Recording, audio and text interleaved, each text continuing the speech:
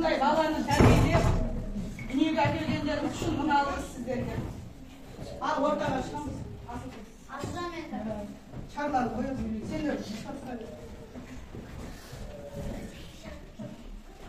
Армысыздар ұстаздар, ата-аналар, оқушылар. Бірінші наурыз алғыс айту күніне арналған ризашылық пен алғыс атты мерекелік кешімізге қош келдіңіздер. Осымыз бүгін ризашылық алғыс туралы сөз қозғап жатырмыз. Осы сөздердің мағынасын қалай түсінесің? Несі бар? Мен де ойымды айтып көрейін. Ризашылық адамнан басқа адамнан көрген жақсылығы, көмегі, көңілі үшін қанағаттанушылық және алғыс білдірушілік сезімі. Алғыс адамның адамға жасаған жақсылығы, көмегі, көңілі үшін ризашылық білдіруі, сондай-ақ оның ойы мен іс-әрекетіне жасаған істеріне жоғары баға беруі. Рахмет осы маған да, менің құрбы достарыма да түсінікті болды деп ойлаймын. Қазақстан халқы 2016 жылы тұңғыш рет алғыс айту күнін атап өтті. 2016 жылғы 14 қаңтарда Қазақстан Республикасының президенті Нұрсұлтан Әбішұлы Назарбаев Қазақстан халқы ассамблеясының құрылған күні 1 наурыз елімізде алғыс айту күні деп жарияланып, номері 173 жарлыққа қол қойған болатын. Алғыс айту күні бұл ең алдымен еліміздің тыныштық пен үндестік, өзара сенімділік пен барлық қазақстандықтарға деген құрметтің орнығу негізі болған президенттің бейбітшілік пен келісім саясатының салтанатты күні. Алғыс айту күні күрделі заманда иық тіресе бірге еңселіп, қысқа мерзім ішінде елбасының басшылығымен тәуелсіз Қазақстанды құру жолында аянбай тер төккен еліміздің барлық азаматтарының бір-біріне құрмет білдірген күні. Ұстаз деген ұлы сөз ұлағатты, ол болмаса кім береді парасатты, асылын беріп шәкірт бойларына, ағартқан сол үшін де қара шашты. Ұстазға әркім басын ию керек, кемеңгер ағылшын деп білу керек. Сен бүгін керемет боп кетсең дағы, жеткізген сол ұстаз деп білу керек. Жақсылар ұмытпайды ұстаздарын, ойлайды олар сонымен ұшталғанын. Мәңгілікке мақтанып өтеді ұстаз, шәкіртінің биікке шыққандары. Мына ұлыс, миллион ұлыс, аты да өзі де ұлы төрі алды. Отан мен туған жермен теңесесің, дәр алған аналардың даналарды. Бізге басылықтар күні таң шапақ сәулесіне жарық жыры.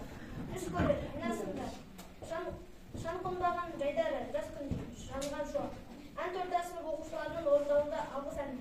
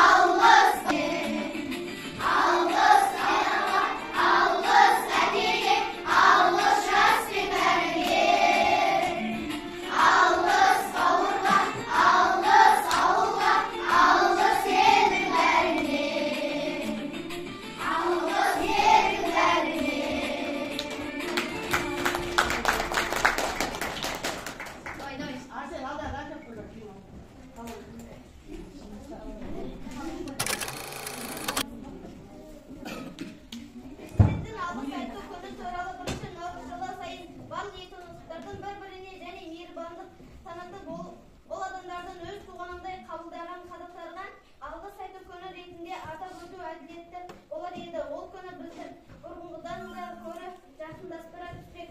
Бұл күні мейірімділіктің, бүкіл қазақстандықтардың бір-біріне деген достығы мен махаббаттың жарқын мерекесі бола алар еді деген болатын. Құрметті оқушылар, сіздер алғыстарыңызды кімге білдіресіздер? Оқушылар ортаға шығып алғыстарын айтады.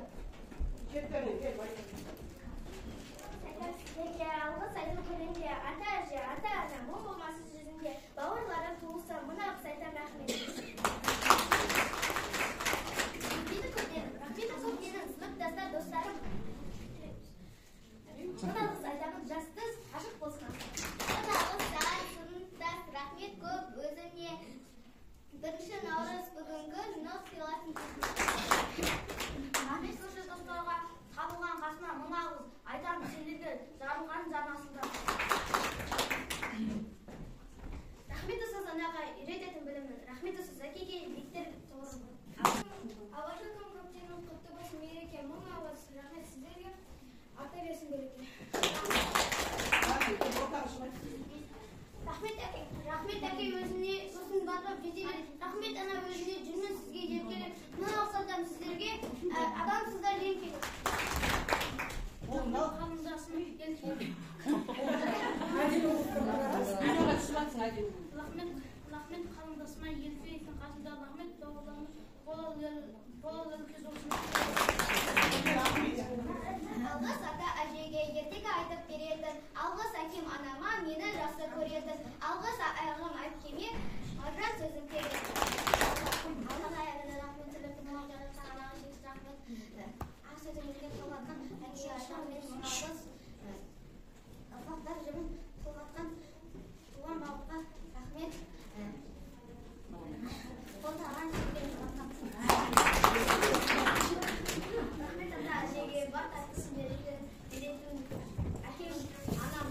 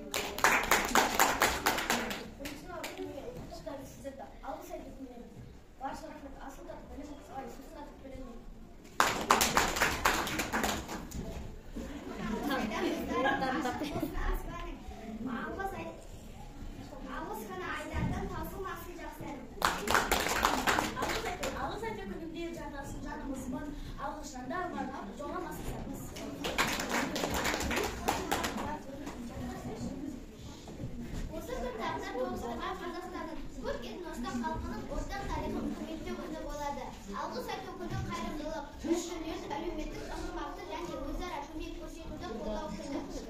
Бұл репрессия мен жер аудару жылдарында біздің халық көрсеткен мейірімділік пен ақ көңілді қолдау бермеген жермен бөлісу, көмек көрсету сынды рухани дәстүрлер күні. 4-ші А сынып оқушылар орындауда хор ана.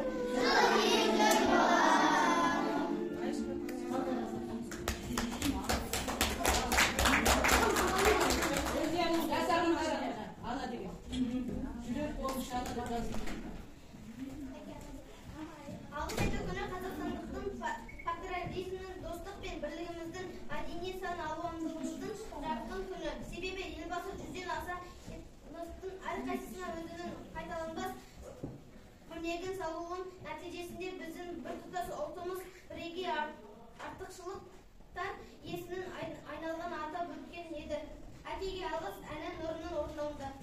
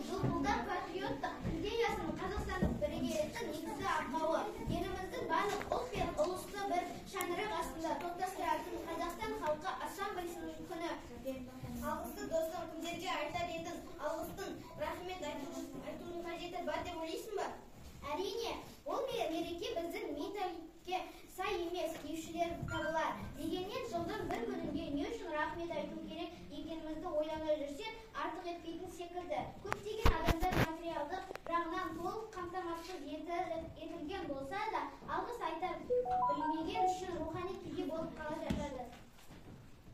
Қыздардың орындауына ана туралы попурияны.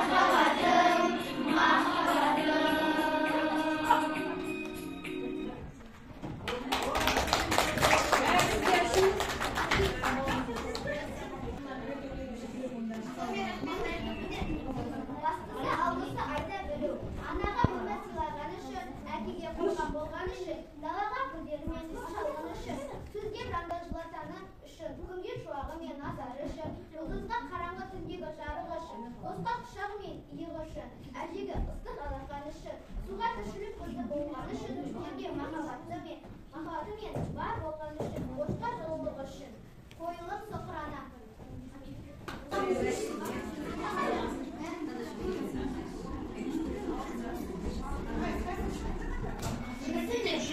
Жүрдіге, перзент білсен анаға, қол сілтеге, жетіп жайын жетіп жайын толғаған, бүгінде жоқ күнде жиын күлдірмен.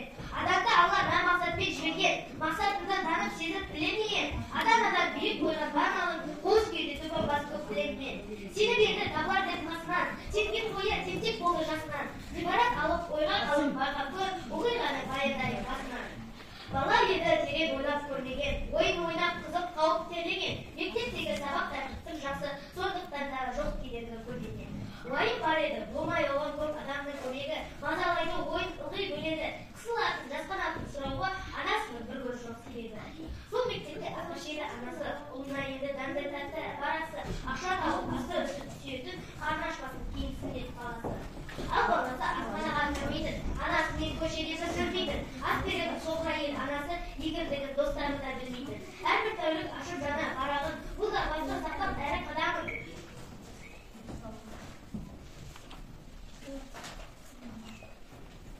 Кім біледі ғұмырын бұл жұмбақтың, қанша уақыт жұмбақ болып қаларын. Құпияны ашпаса да кім біледі, байғұс ана мейірімдегі жүрегі, баласының талабы мен талантын білейін деп сабағына кіреді. Саламатсыздар ма? Кім жұмысын айтады? Көбейді өсесі бәріміз. Бес жердегі бірін бес, бес жердегі екі, он, бес жердегі үшін, бес жердегі үшін, бес жердегі төрт, бес жердегі жеті, бес жердегі алты, бес жердегі отыз, бес жердегі сегіз, бес жердегі он, бес жердегі бес жердегі Мария, қыз жердегі бірін төрт, төрт жердегі сегіз, төрт жердегі Мария, қыз жердегі бірін төрт, төрт жердегі сегіз, төрт жердегі үшін, төрт жердегі он екі, төрт жердегі төрт, он алты, төрт жердегі Жанарын, рұқсатқа амансың ба қарағым, білейін деп келіп едім сабағым, анасы еді мына отырған баланың. Неге кезде балалар?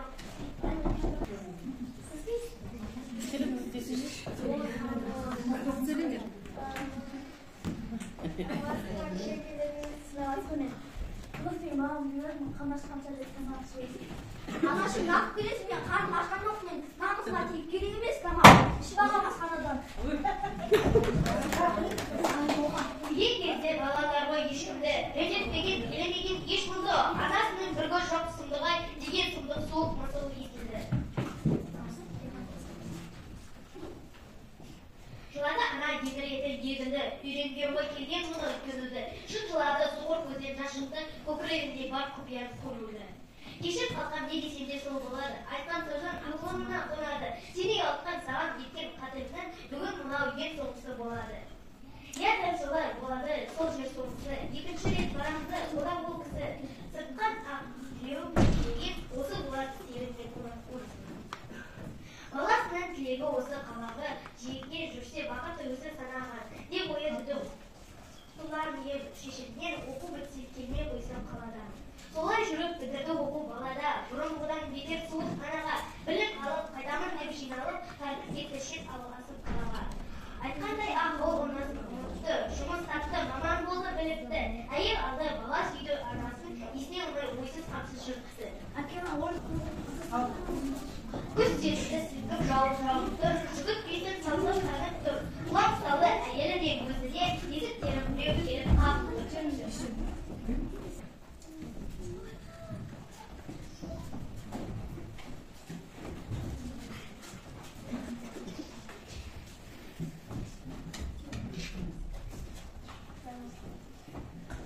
Көп болды деп есік қаққан жанағы, бәрі бірге есікті ашып қарады.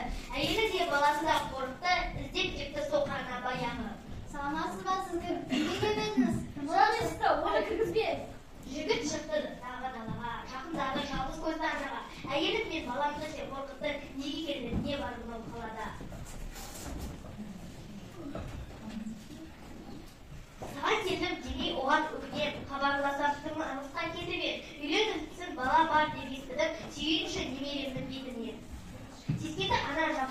сорттағы құтыланып қабақ қыртып толтағы. Жоқ болмайды, рұқсат жоқ себебі, бір көз жоқ бала сенен қорқады. Бітті әңгіме болған қайта бастауға, қайтты ана сенің болар дос болары. Жаңағы келген кісі кім, не үшін келді? Кім болады Ол ол? менің анам, ол мен мектепте болған кезде ол соқыр еттім. Сол кезде ол маған тамақ әкеліп сыныптастарым көріп және базарым шашқан. Сен анамды сыйламасаң, демек бізді де сыйламайсың. Біз сені мұнда біз кешірмейміз.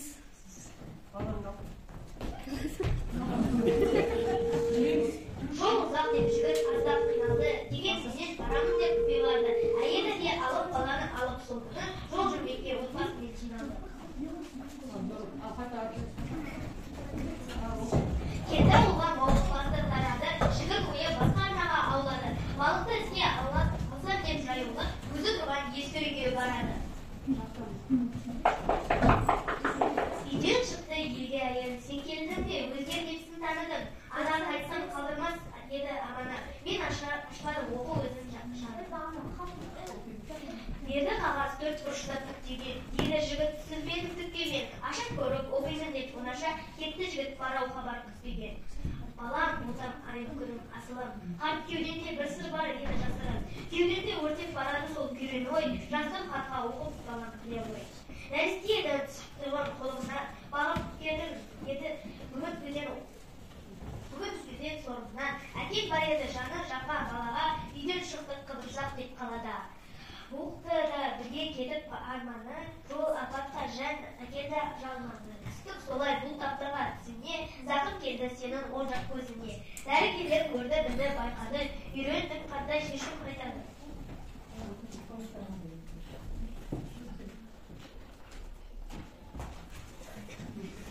Қатты зақым алған екен ұлыңыз, көрмес көзі алды ала біліңіз. Жай таппаса бұған егер жаныңыз, уақыт барда сау көзді деп тағыңыз. Бақытты өмір сүру үшін балаңыз, сол сау көзді орнына салаңыз. Кесіп шықты ет жүйегін күшті деп, бар бақытты балам көрсін білсін деп. Құрбан етті маған үшін өзімді, саған берді сап-сау тұрған көзімді. Міне балам, судан бері соқырмын, судан бері таным тұрған кешім. Осы кезбей көп елсін өзімді, кешір қалқым, кешір болтан кешесін. Оқып бітті жүйе айтты тулады, көкірегін өрмек өзіп тулады. Біреуі өз бірі ана көзінен алығы ақпаратты сулады. Бауырлар, өздерге бұл мысалын беріп көп, дәл осындай әрбір істің себебі көп. Себебінің білмей сәтті қадам басып отырма бірақ тек не десті жүреді. Ата-ана разылығын тапса қылар, айтыпты жәннатта жай бергенде, тірлікте таппаған соң көреді, өлген соң жылаудың да керегі жоқ.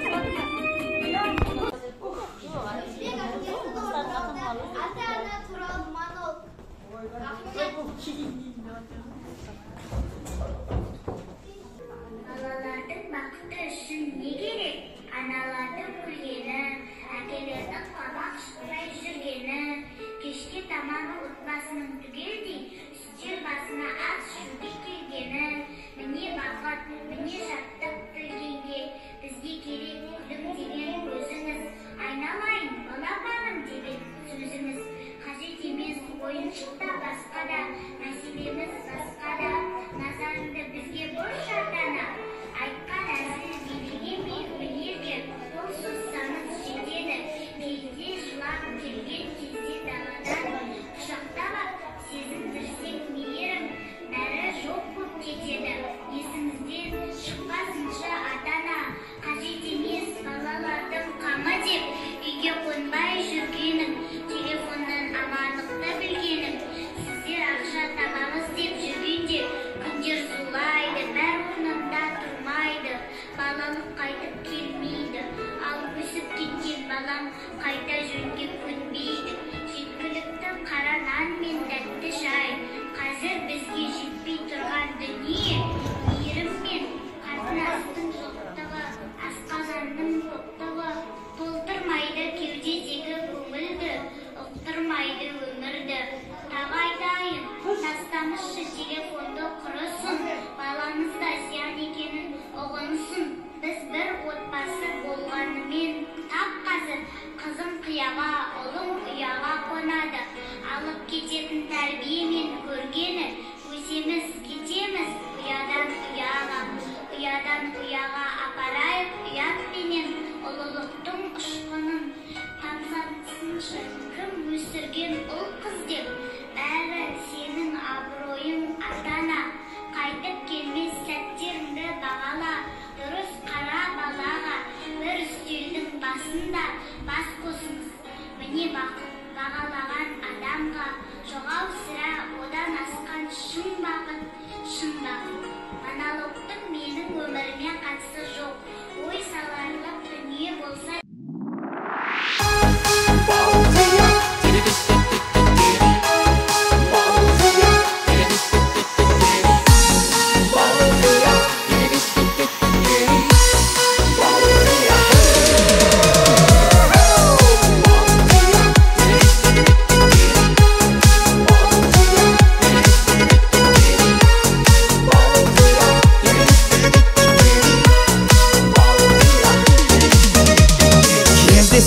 Сол кеште тойда дедім бірден анамая, жүрмейді екен жүрекке айла, Құдаша қыз маладая.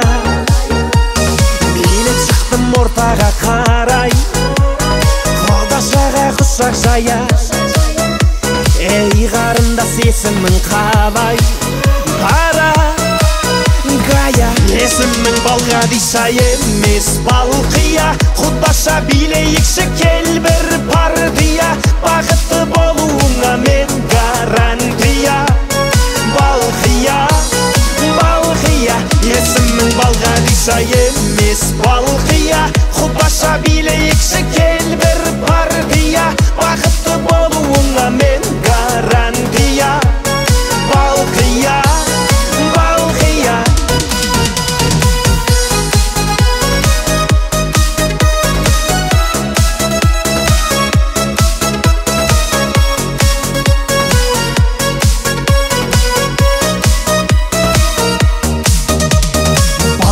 Қыз ерінің балдай, махаббатқа жүрегім мас, бара жатыр теңеуім қалмай, алма мойын қиылған қас. Сені сүйсе Балғадишаны, сені сүйдім Балқия жан, сыйға тарттым мен падишаны. Танцуй мадам. Есімің Балғадиша емес Балқия, Құдаша билейікші кел бір партия, бақытты болуыңа мен гарантия. Балқия, Балқия. Есімің Балғадиша емес.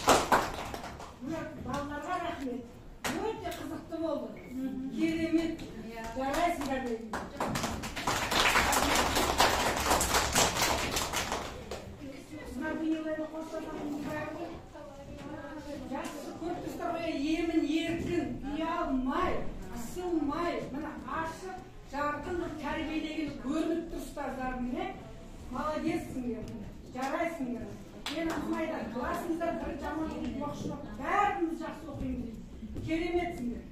Көріністеріңмен, билеріңмен, әндеріңмен, қандай өнер жатырмыз алға. Рахмет, көңілімізді әбден көтерді ғой біздің, қызықты болды өздері. Рахмет балалар. Әсіресе ұстаздарыңа рахмет.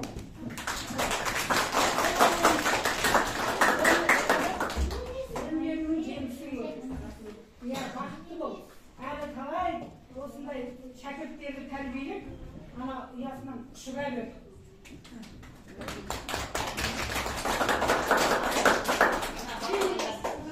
Еңбегіне көп-көп рахмет. Біріншіден, одан кейін Жазира апайына да көп-көп мың алғыс. Биіктерден көріне берді.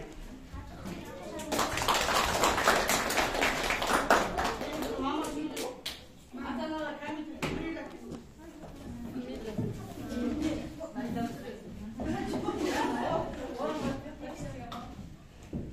Саламатсыздар ма, ата-аналар? Сіздерге де мың алғыс. Біздің негізі ата-аналар өте керемет ата-аналарымыз. Иә, ұйымшыл, ақтөбе. Балаларда сондай балалар ішер.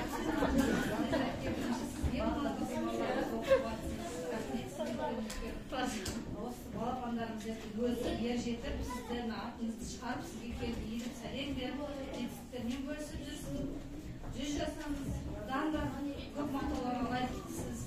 Балаларымыз сендерге де рахмет, балапандар. тыңдасаңдар, балалар. Керемет қылып тақпақ айтысыңдар, өлең жаттапсыңдар. Үлкен азамат болып, біздің қайтарымдан қайта бересіңдер. Сіздерге де мың алғыс.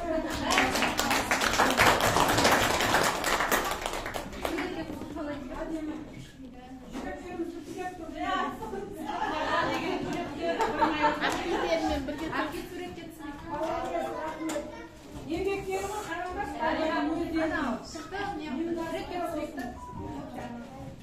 Кішкене